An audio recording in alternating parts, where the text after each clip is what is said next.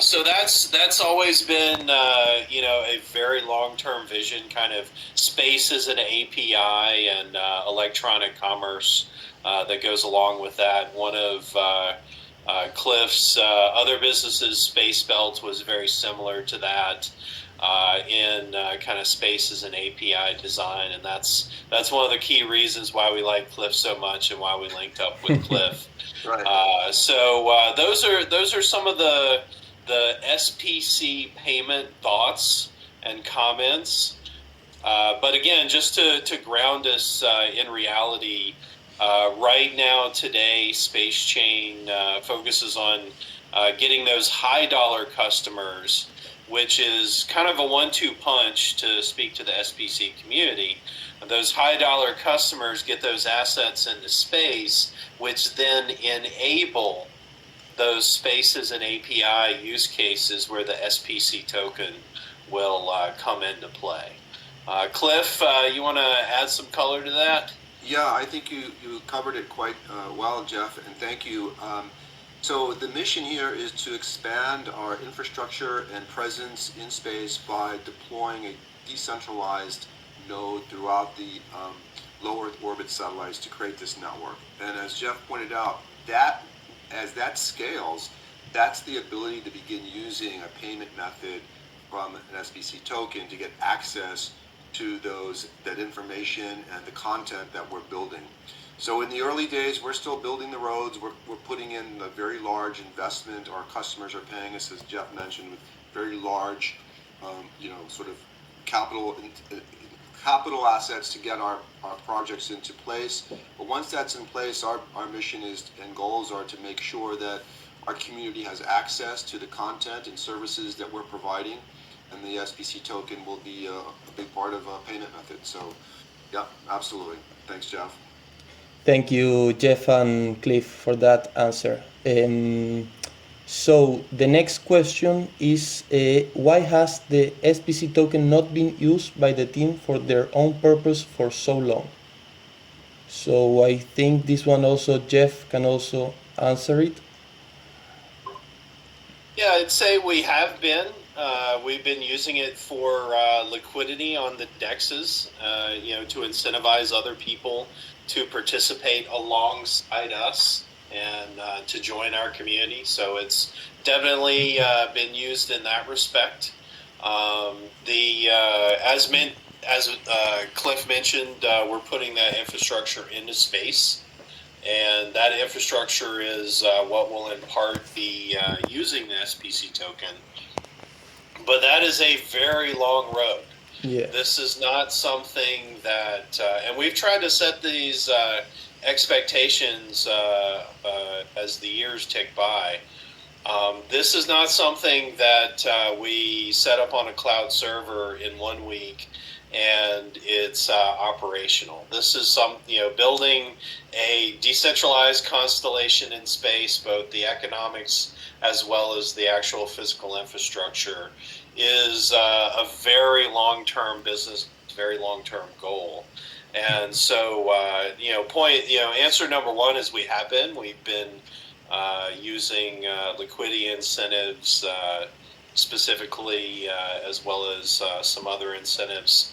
And that's been a key use of the SPC token in the interim while we're building this infrastructure. But it's a long road, and that's, kind of goes in with question number two.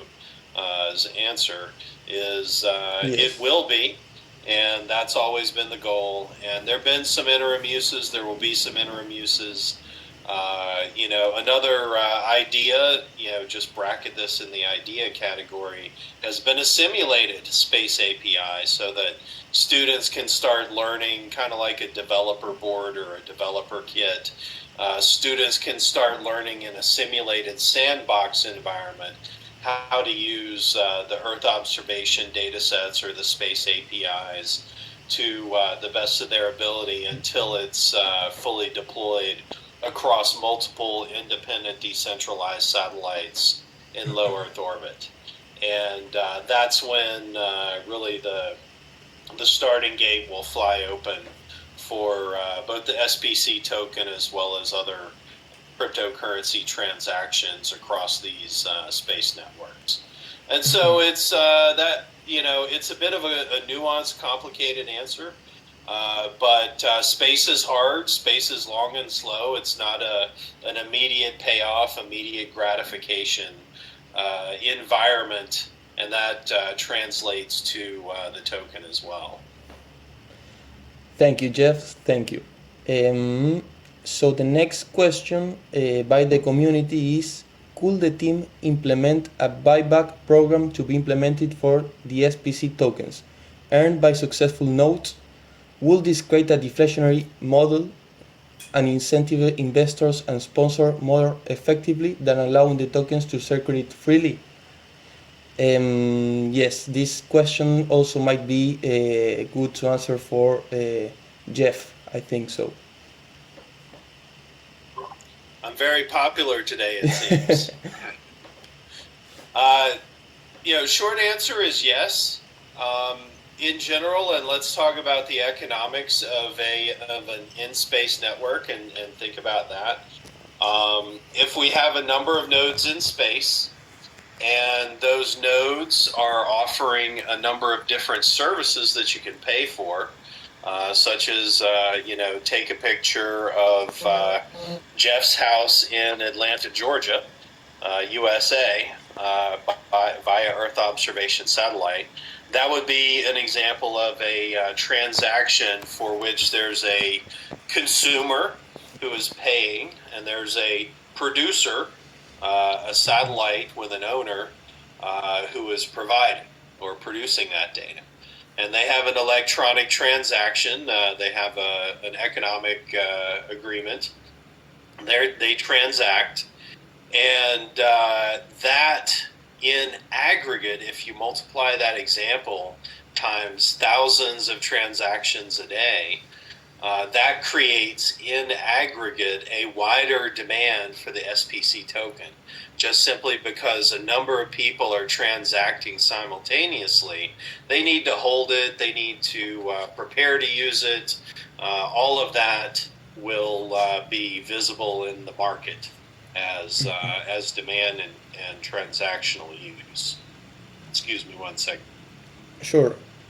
So as a matter of course, that in and of itself is a demand driver for the token. Now, answering the question directly is a buyback for SPC tokens earned for successful nodes. I think inevitably you want to have something like that. So the answer is yes, broadly speaking, and that gets into gamification.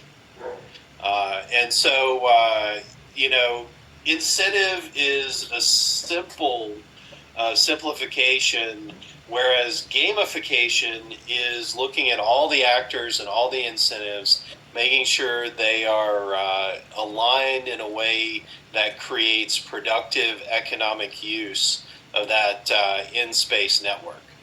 And part of that is going to be, for example, I'm a satellite owner, I'm getting paid in SPC tokens. Well, what if there is a network-wide decentralized on-chain program which distributes additional SPC tokens if you're one of the top 10 data providers on that network? And so that creates a gamified incentive for the satellite operators to be a top 10 data provider and to provide, be over quote unquote interesting parts of the earth to provide that data. And so that's kind of the free market in action. Adam Smith's, familiar free market principles is as demand increases, you can expect more satellite owners to either launch or retask satellites over that particular area of Earth because there's an economic incentive, and the space chain network has gamified that behavior to encourage more and more people to observe that part of the Earth or provide that particular satellite service. And then, the market reaches a natural equilibrium. and the space chain token helps in creating that natural equilibrium. And so I guess my answer is kind of a yes and. It's less of a buyback and more of a gamification. I'm not convinced that buybacks are great uses of capital versus putting that to more productive use, say, in launching another satellite. But as the network is used, there's going to be transaction fees, right? Yes. Every single transaction is going to have some kind of interaction with the native token on that network. And the goal, of course, is that the native token is the SPC token. And so if you're going to be buying some Earth observation data over Namibia, then even if that satellite provider wants to be paid in, say, a stablecoin cryptocurrency, there's still going to be an underlying SPC token use as the network fee. And I'm interested in the community feedback. What is a good idea for taking that network fee? Should it be burned? And that, is kind of the second part of the question, creates a deflationary model. You can burn the network fees. That's what Ethereum does as of, I think, about 12 months ago. They Ethereum network had a major upgrade, and Ethereum network fees are burned as instead of recirculated back into supply to a certain extent. And that creates a deflationary model. So we can create the same deflationary model with Space Chain Network or not. And that's, I'd be interested to hear and see community feedback on that, because that's not a hard and fast set in stone answer. Yes, yes. Thank you so much. It sounds really interesting. I will get back with the community next time, and I will come up with a poll to get this answer. So the next question is: Space Chain sent Bitcoin, Ethereum, and Velas to space. What is Space Chain's benefit from these moves, and how these moves will benefit SPC coin? Also I think maybe Jeff can. Let me give Jeff a break, and Yes. I will step in. So if that's okay, I know Jeff is being extremely generous with his time. So, we talked about, and Jeff gave a great overview about space is hard, space has a lot of risk associated with it, and it takes time to scale. And when Space Chain had the opportunity to put Bitcoin, Ethereum, and Velas into space, the benefit was that these customers came to us and recognized our capability and helped us build this technology base on their contracts that they provided to us. So the benefit was our developers, our team, our launch scientists, all of our various groups that have the capability to build the payload. Scientists were able to utilize these contracts that we had from Bitcoin, Ethereum, and when I say contracts, some of these were actually grants from the European Space Agency, who recognized our capability and helped us to develop those. With the exception of maybe Velas, which was a straight up commercial contract, we were able to again build our capabilities on the backbone of these relationships, and the benefit was enormous. I mean, it gave us the skill sets, it demonstrated our capability to put these nodes into orbit. I mean, think about it. We are the only company in the world that has 3 operating nodes at the International Space Station, operating on these 3 particular blockchains and ledgers. So that in itself, in terms of the benefit and the value it's created, and the credibility in the market for us, for me in particular and our team, to go out and have conversations about our vision and what we look to do in the future, those particular accomplishments and achievements gave us the platform to develop the credibility that we needed to actually execute on in the future. So yeah, that was a huge opportunity for us, and I'd like to just let you know that the team, they performed brilliantly.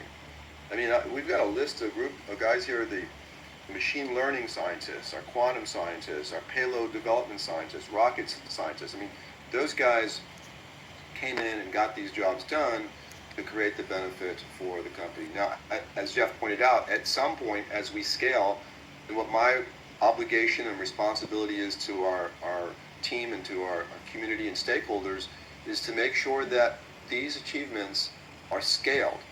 And now we're going to level up the company and look to producing more of this in a commercial environment. So it's pretty exciting, and that I feel gives the answer to question 5 about what is Space Change's benefit for these particular accomplishments and moves that we put into space. And if Jeff, you have anything else you'd like to add to it, please do. I think that that pretty well covered it. I'd only add that, in general, as mentioned in the earlier answers, this is building the infrastructure that will take the SPC token literally into space and actually have a real utility-based use. But that is a long road, and the customers that help us get there, they're crypto heads and they love the SPC token, but they also love Bitcoin, they also love Ethereum, and you gotta, if you want to get into space, just kind of stating the obvious, but you work within the parameters of the customers and partners that are taking you to space. Perfect. Thank you, Derek, Cliff, and Jeff for the answer. We will go to the next question, the number 6. Why should a community member buy the token? So I think this question could be answered by Cliff. Okay. And again, going back to our disclaimer statement, I want to be careful about any forward-looking statements that I make, or any statements that I make being viewed as a forward-looking statement. It's just my view and just my opinion of both Jeff and myself and the company. So the community member to purchase a token is in preparation for the services that we're going to be provided. I think Jeff outlined in great detail about, as we scale the company, that the use cases for citizens in our communities to get access to the content that we're developing in space will be enormous, and we'll have a value for them. And so the token itself gives you access to us and to the platform and the services we're providing. So there's multiple reasons why you may want to buy a token personally, but from my perspective, as part of the commercial entity and what we're building in this entire ecosystem, the token gives you your access and your ability to have services that we are developing. I think, in the early days, when I say the early days, I'm going to age myself. We go to the Air and Space Museum and buy one of the moon rocks that came back from space, and I can hold it in my hand and say I have a piece of space in my hand. The token is similar. I mean, it's more of a digital asset that gives you access to space economy and to the kinds of services that we're building in space. And as more and more of the token becomes distributed throughout the community, I think also the use cases increase. And it's kind of cool to have access with a token into space, and an integration of what Space Chain is doing is very unique, and I don't think there's too many other groups out there that have been able to achieve what we have. Nice. Thank you, Cliff, for the answer. So the next question is: should we expect listings for a good exchange this year? So I think also Cliff, you can also. I'll take. I'll Okay. pass that over to Jeff. I'll take this one with unfortunately the more of a legal disclaimer type answer. It is a hard and fast rule that we cannot answer this question. That's the fundamentally a forward-looking statement about that would have obviously I understand why people are asking the question, but that'll have the answer to that has a material impact. And so, as we know in the crypto token community, any sort of speculation around that answer even creates trades and traffic and stuff like that. And for Space Chain, that's just a legal danger zone that we stay away from. So very very explicitly and directly, we cannot answer that question. What we can say is that we like being listed on centralized exchanges. We're always internally working towards that goal. So that's inevitably a goal that we're working towards. We don't just we don't want to get listed. We're not gonna bother with it this year. No, none of that happens. There's obviously an internal drive and desire for that. And part of that, centralized exchanges are looking for certain conditions with the token, right? They need a certain amount of global liquidity, global transaction volume before they will be eager to onboard a new token, especially with the U.S. Securities and Exchange Commission taking a more active stance on crypto tokens in general. So that's your long, lawyerly non-answer. But we must deliver that non-answer for very strict and well-known legal reasons. Perfect, Jeff. Thank you so much for the answer. So the next question is: when is the beta test of a Space Chain system going to be launched? So I don't know who wants to prefers to answer this question. Yeah, I'll take a stab at it. I mean, the beta test of our system with regard to, and again, I'm focused more on the space assets from my background and the heritage of space economy and the work that I've done and the experience that I'm bringing to the company is the beta test of our system. I mean, I look at that as we are already performing and achieving the results that give us the sort of test results of what we are able to do. Now, what our mission has been up to this point has been through contracts and through, as we mentioned, grants from groups like Innovate UK, Enterprise Singapore, European Space Agency, and others, to develop this capability to test it. So, for example, we demo all the time for our marketing purposes, for future customers that we are working with today, to demonstrate that what we have built actually works. So when I look at this question and from my perception is, when is the beta test of your system, we're able to demonstrate all of the launches that we've done and the active servers that we have in space today. We are able to demonstrate that this actually works. And the most recent one that we launched back in November for VLOS was just installed. It's really exciting. We just received the video of the installation that happened about a month and a half ago. It's signals are being sent to the communication network, and we're able to get the results that we're looking for. So the short answer is the beta test and the test of our product that we're putting into space is working. Perfect. Perfect, Cliff. Thank you so much for the answer. So the next question is, would you like to add a BNB network for SPC?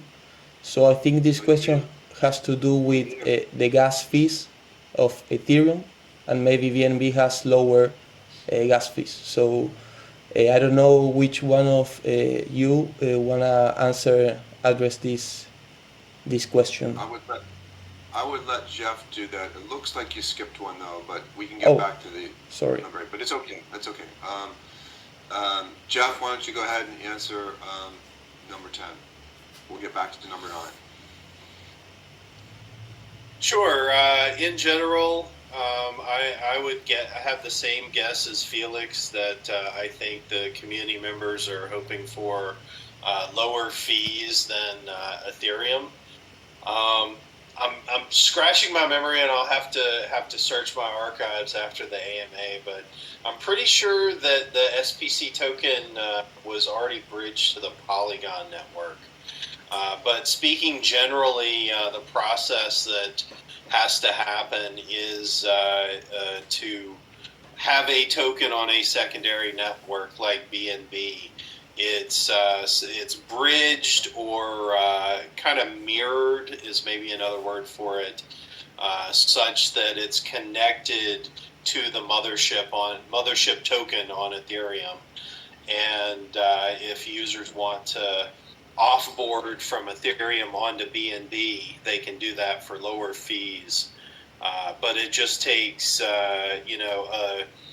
kind of a notice of demand. That's not a highly technical term. Just enough community members are raising their hand and saying we'd like to be on BNB network or Polygon network or Optimism or Arbitrum or Avalanche, all of which are names of secondary networks that are connected to Ethereum. And all of those have bridges, token bridges. And then the process for the SPC token or the SPC community member would be to bridge their token from Ethereum to BNB. And then you have all of the lowered fees that secondary network happens. You can have payments as well as trades that are well under one penny. Most of the fees on those secondary networks are around 1 cent or lower, and they're very high volume. So it's clear why a user would want to transact on that network. So as long as there's sufficient demand, we can have someone deploy that contract on that secondary network, and then the token's bridgeable. But it's kind of a is it a bridge to nowhere business development question? Because once that technical step is taken, are there people willing to do space chain payments on that secondary network? Are there people interested in trading the SPC token on that secondary network? Kind of, is it worth it? Is the broad question, and that's really the not just interest, but is there going to be some real economic activity? So it might bring growth, or it might be a bridge to nowhere. Is the strategic question for each one of these networks, whether it's BNB or any other network. Perfect, Jeff. Thank you so much for the answer. We can go back to the 9th question that I skipped, that it says, when is the mobile app going to be launched? So I think this one can be addressed by Cliff. Thank you. So the whole idea between the mobile app is that, putting it into the handsets and into the user's hands makes the distribution broader, and it gives, again, the opportunity for the community to have access to space, and also a deeper, I think, capability, utility function in your hand. Our developers, our team is designing the protocols, the interfaces, that allows us to bring into a space interface for satellite services, and also making sure that the particular um, chips that we're using, processors, have the ability to interact with space-hardened infrastructure in space. So it's a process that we feel will lead the way for our company and for our community to see the next phase of our mission. It's to get this node that we put into orbit, but also now putting it into the handset, into a mobile device, just extends our distribution model for approaching the market. When it's going to be ready is a question that we ask every day. We have a timeline. It's under contract, and we have our vendors and service providers that are under non-disclosure agreements who are working with us. I see it as something that we'll be able to update the community on as we get closer to the end of, I would say, the year. But this is a program that is going to really launch Space Chain into a new market segment. Mobile apps are prevalent with regard to putting capabilities in the hands of the user, and it's really an exciting time. We as I mentioned, our developers, um, our vendors, our suppliers are working with us, getting agreements into place, making sure that we have the ability to get supply chain um, results that we're looking for to get it into our hands, so we can get this tested. So there's a process. We've got to get most of these boards tested, and there's a way in which we do it in a lab. So before it turns into a product, we'll have hopefully it successfully tested, and the launch will be announced over social media, and you'll be the first to know as soon as we get it further along. But right now, it's taking a lot of our. It does have a lot of our attention from both the management side and from our developer side, and rightfully so, because it's a really exciting opportunity, and it leads to a lot of other functionality for us. It actually, this whole idea, and I give Jeff a lot of credit, I mean, this open source capability where we're able to put other programs onto our community and into the hands of our users, it just allows other developers, other platforms to evolve and to expand our reach into the community, and also have our members have easier access to our products. So it's going to be really, it is exciting. It's going to be a real, I guess, like transitional opportunity for us. So we'll keep you updated on timing. Perfect. Thank you, Cliff. So we are running out of time, so we are going to go over to the next page, and the rest of the questions are going to be answered in a document. So maybe we can pick the most interesting questions from this page. I don't know what you, Jeff and Cliff, think about this. Sure. Anything we miss, will provide a written hard answer for the community. I mean, you pick one. Use anyone you want. Let's see.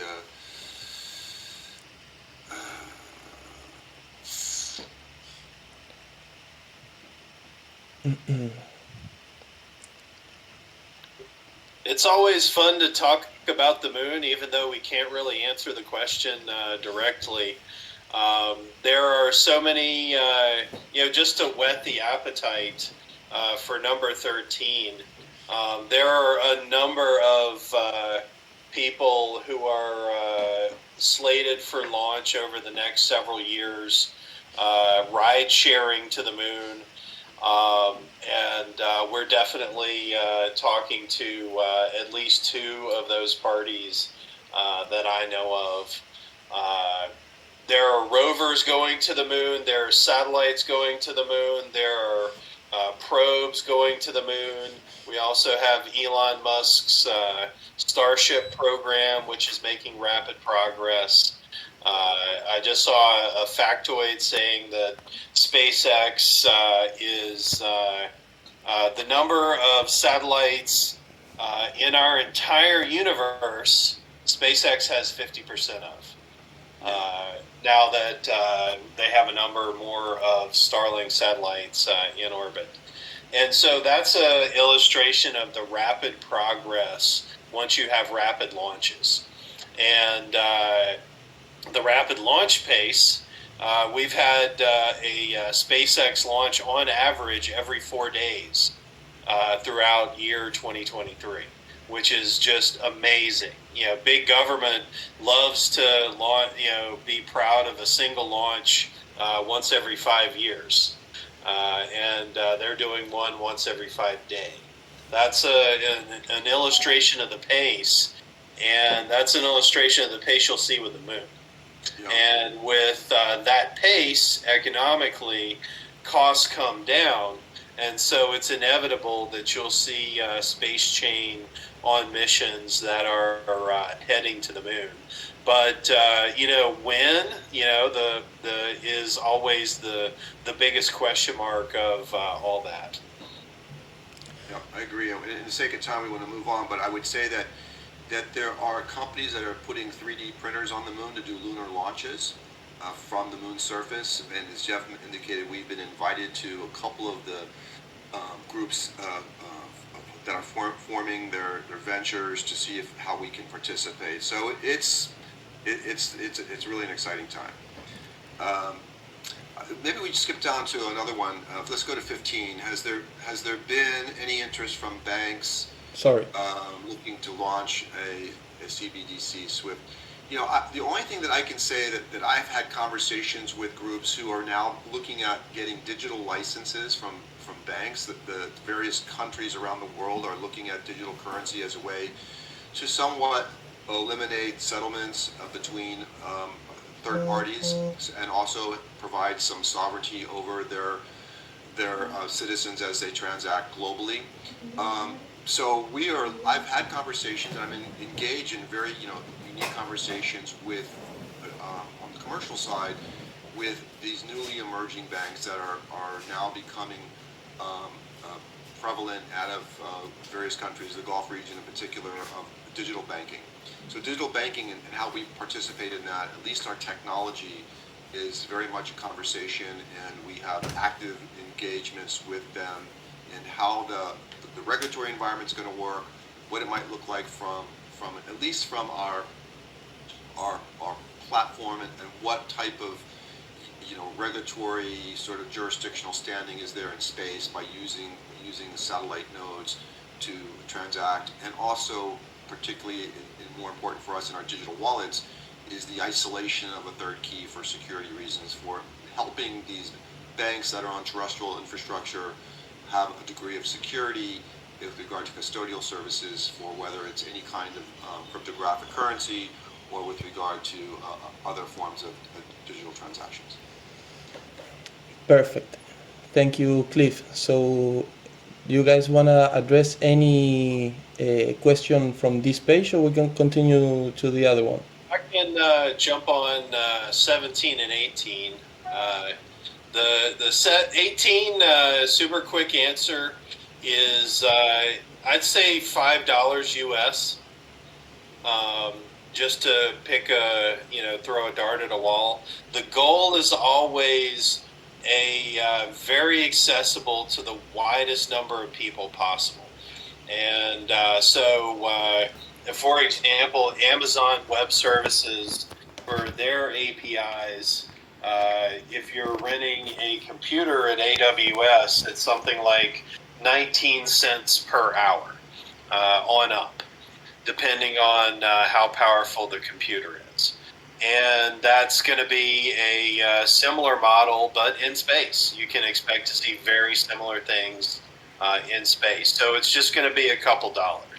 It's not a lot.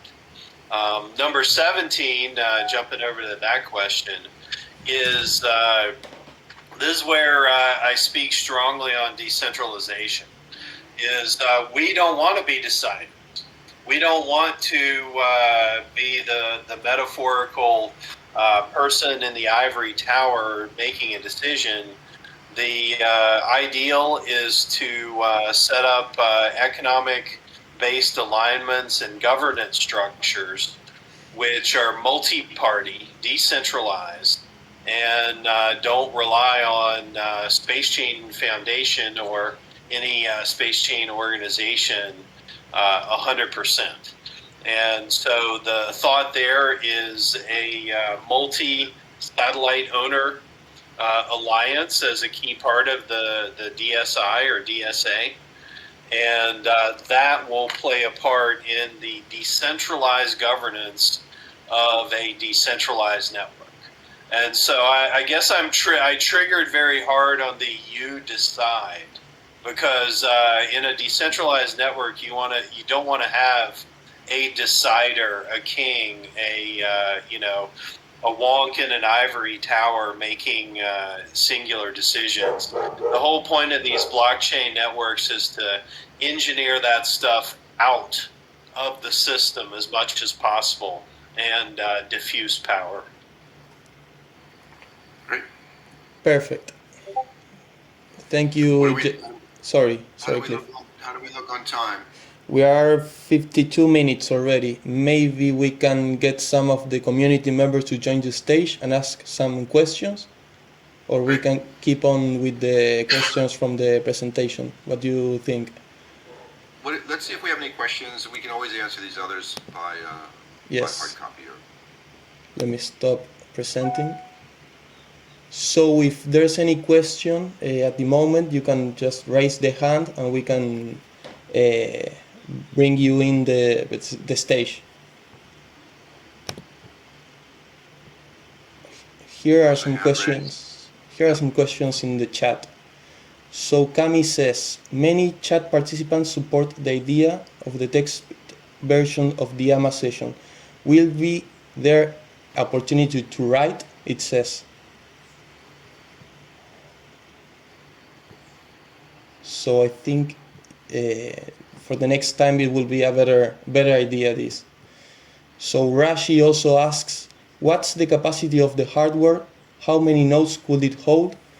Will there be a case where there isn't space to integrate the hardware? Rashi asks. I don't know if Cliff or Jeff want to answer it. I'll take a stab at the technicals and then turn it over to Cliff. My favorite metaphor is a tablet in space, in that the hardware that goes up is usually at least as capable as a tablet that you have at your house, or thereabouts. Sometimes a little bit more, sometimes a little bit less. And it has some memory, it probably has some flash storage. And then there's the specialized hardware, whether it's some infrared sensors or cameras or laser telecommunications, etc. But I just think of it as a very basic computer in space multiplied times X, however many nodes you have in space to form that decentralized network. But it is, tablets aren't the fastest computers on the planet. And so that's why I use that metaphor is in space, the power budget is very precious. So you can't have super powerful AMD, Intel type CPUs running on these nodes. It's a low power CPU, and it can do crypto transactions, obviously, cryptographic signatures, cryptocurrency transaction type stuff. But it's a lot slower and a lot less efficient. Again, like a tablet. So, think about a data center server versus a tablet. A satellite is a little bit more like a tablet. Again, you multiply that times X nodes to get some real idea of total network power. Cliff, you want to add to that? Yeah, I mean, in the satellite industry, it swaps size, weight, and power. So, if you're putting processing in space, you've got to make sure you have the adequate power for that. So, size, weight, and power is always the limitations. It's just basic physics. But that is starting to improve. And that's why, as our company, we look for um, we look for service providers who are launching satellites that can facilitate what we're doing. Like, for example, to give a plug out to, or shout out to the guys at Spire Global, they used a particular processor that gave us added capability inside of their payload. So as that starts to grow and improve, our services and our ability to also expand will increase. We're looking at, every day we're looking at processors, we're looking at how we're going to add new processors to our boards, and then we're also looking at, what kind of power can facilitate it in space. So yeah, I think that the limitations and constraints are there just by the nature of being in space. But as power sources improve, processing capabilities will also improve, and then it's essentially, we're not too concerned about weight, because the weight size of most of these processors is small, but it's size, weight, and power, and then the ability to communicate back through a network. So that's what those are just constraints. Perfect, Cliff and Jeff. Thank you so much for that answer. We have two more questions from the community, and I think we are finished. So this next question says, is the wallet of 55% SPC a possible problem to list SPC to a exchange? I don't know if maybe Jeff could answer that question. Again, we're just not going to get into the details Yes. of exchange listings, and that's for very strong legal reasons. Yes. But I'll answer a different question in that, going back to what I said earlier, we're absolutely open to community programs, community incentives, DEX incentives, and other growth-related uses of that token. That's what it's there for.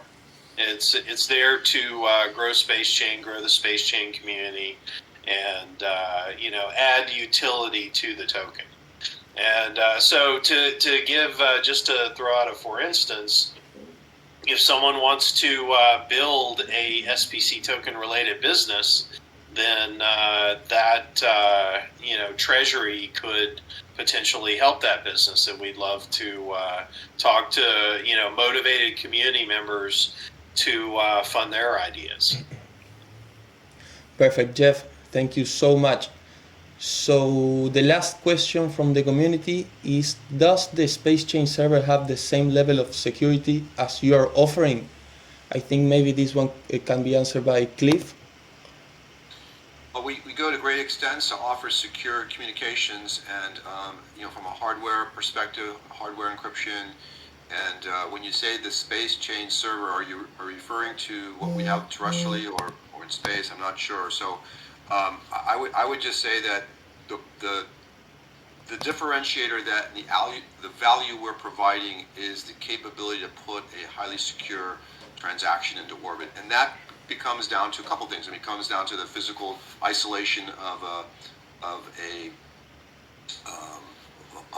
multi-signature wallet. A third key keeps it isolated, and also the transmission itself to and from the space asset has a high degree of encryption on it.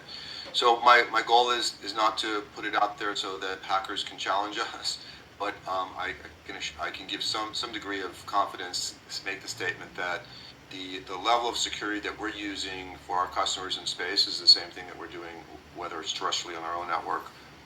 So yeah, I hope that answers your question. Thank you, Cliff. So we already have 1 hour, so I think that's it for today. Anyway, the rest of the questions that we have to answer, we will address them by document, so everyone will have an answer about that. So thank you so much, Cliff and Jeff, for your time. Thank you, Felix. It's great, and thank you for moderating and putting this together, and we thank the community for participating. It's great to